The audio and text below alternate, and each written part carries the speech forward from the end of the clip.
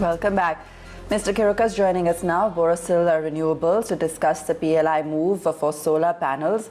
Mr. Kheruka, thanks. Just talk to us about the kind of impact you see of this when it comes to the industry, how you see things on the back of this move coming in. I think this is a very welcome move by the government to bring PLI into the solar business, into the manufacture of solar panels.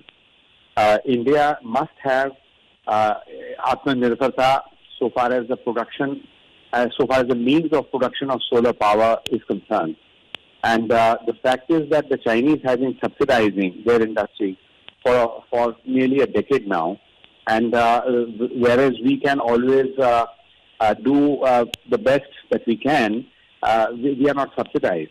Now with the PLI, this is going to bring a level playing field for the Indian solar industry. And I foresee a good amount of growth in this industry.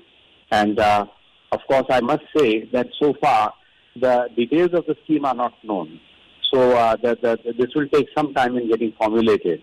But regardless of that, the very fact that the government has decided to do something in this matter is very welcome by the industry.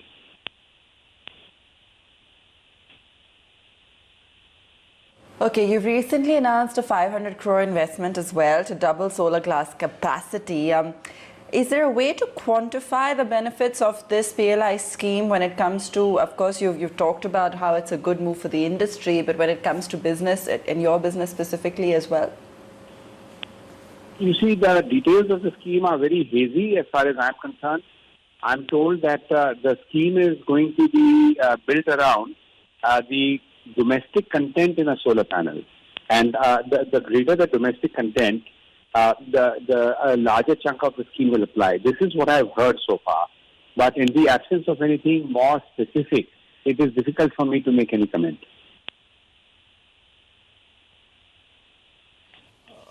Mr. Kheruka, the prices of renewable energy in India, they've come crashing down. How does the viability and the demand supply will move now? Given that if you're setting up a plant for a corporate, you are getting tax benefits. But for somebody who wants to set up capacity for merchant trading, some would argue and say that the realizations have come down, so commercially it may not be viable. I would say that this is always a bit of a seesaw in terms of viability.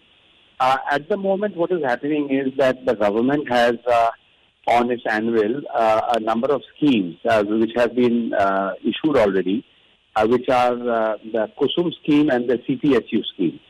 So these are large schemes in which large quantum of large installations of solar energy are conceived. In the case of the Kusum scheme, there are large number of small installations. In the CPSU scheme, there are fewer numbers but very large installations.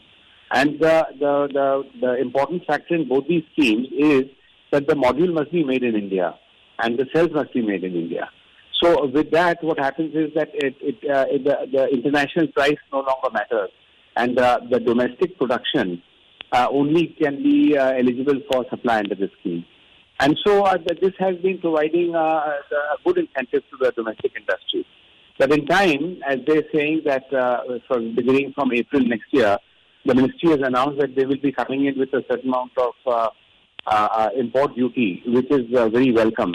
Because I want to clarify, we don't need protection at all. But we do need to have balancing of the the subsidy which is being given by China and countries where the satellite companies are operating. There are very significant subsidies. For example, in electricity, in Malaysia, they charge 3 rupees 40 paisa. We pay 8 rupees. So we are paying 2.5 times the cost of electricity. And electricity is a very major input in the manufacture of solar, for silicon ingot, for instance, for the manufacture of tempered glass. This is a very major input. Then they are getting natural gas at a subsidized price, 20% less than the international price, and we are paying the full price in India. So therefore, the subsidy has to be countered one way or the other. I believe that we are very competitive. All domestic industry is very competitive. and we just need support to overcome those subsidies.